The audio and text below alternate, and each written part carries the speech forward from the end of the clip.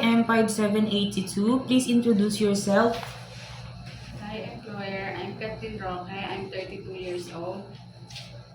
I'm a single mother. I have 4 children. I'm a high school graduate. Okay. Your religion? I'm a Roman Catholic. Sorry, you're a Roman Catholic. Your experiences? My experience here in Philippines, I have 2 years experience here for babysitter and Okay. And household chores that you do on your employer? I do cleaning, washing, cooking, and take care of his children.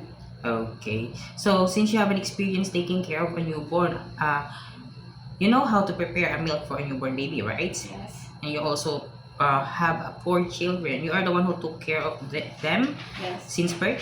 yes. Okay. What will you do if the newborn is crying?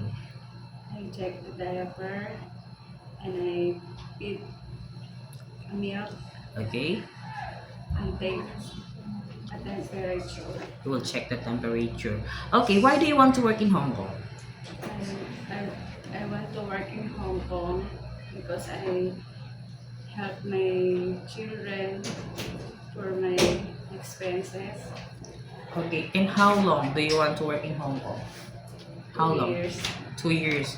If your employer wants you to extend your contract, it's okay to you to extend. Yes, Okay. It is okay to you to color your hair into black because I saw that you have a blonde hair. yes, How about cut it into short? yes, It is okay to you to share jobs as a helper. yes, How about learning Cantonese if one of your employer's family don't know how to speak English? yes, It's okay with you. Do you know how to take care of an elderly? yes.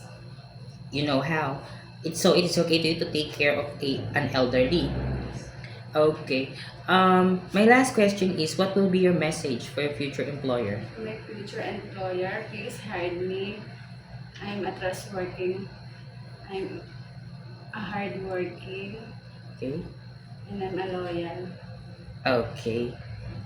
Thank you very much, Miss Kathleen. Thank you.